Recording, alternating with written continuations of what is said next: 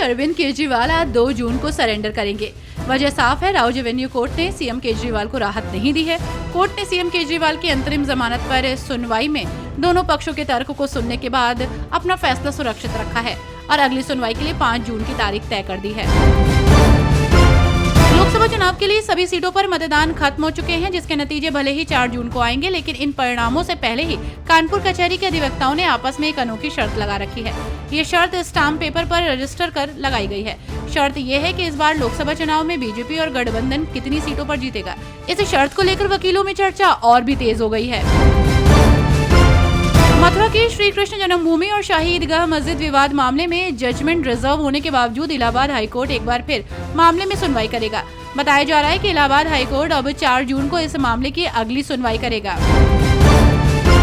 लोकसभा चुनाव के सभी चरणों के मतदान खत्म होने के बाद कांग्रेस के अध्यक्ष मल्लिकार्जुन खड़गे आज 2 जून को आगे की रणनीति को लेकर पार्टी उम्मीदवारों के साथ ऑनलाइन बैठक करेंगे, जिसमें खड़गे पार्टी के प्रत्याशियों को मतगणना में एहतियात बरतने को लेकर दिशा निर्देश भी देंगे।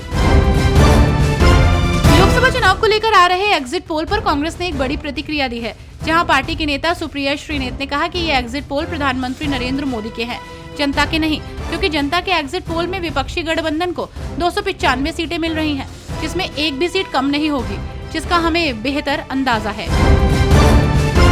लोकसभा चुनाव अब खत्म हो चुका है और इस बीच राहुल गांधी ने अग्निवीर योजना को लेकर बीजेपी पर हमला बोलते हुए राष्ट्रपति द्रौपदी मुर्मू को एक पत्र लिखा है, जहां अपने इस पत्र में राहुल गांधी ने भाजपा पर आरोप लगाया कि अग्निवीरों के साथ भेदभाव हो रहा है।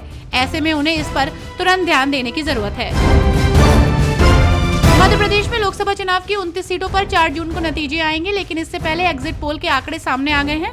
सामने आए इस एग्जिट पोल के मुताबिक मध्य प्रदेश में बीजेपी को 26 से 28 सीटें मिलती दिख रही हैं। तो वहीं इस पर अब एमपी के पूर्व मुख्यमंत्री शिवराज सिंह चौहान ने अपनी प्रतिक्रिया देते हुए कहा कि कांग्रेस का अब कोई भविष्य नहीं बचा है। लोकसभा चुनाव का मतदान अब खत्म हो चुका है। इस बीच प्रधानमंत्री नरेंद्र मोदी ने विपक्षी गठबंधन इंडिया पर निशाना साधा और कहा कि वोटरों ने इन्हें नकार दिया है। वहीं इसी के साथ ही पीएम मोदी ने मतदान के लिए वोटरों को धन्यवाद भी दिया। लोकसभा चुनाव खत्म होते ही एग्जिट पोल के नतीजे भी सामने आ गए हैं। इस पोल के मुताबिक पश्चिम बंगाल में एनडीए को बम्पर सीटों पर जीत मिलती दिख रही है। पश्चिम बंगाल की 42 लोकसभा सीटों में से एग्जिट पोल के मुताबिक एनडीए को 23 से 27, कांग्रेस को 1 से 3, तो टीएमसी को 13 से 17 सीटें मिलने की संभावना है।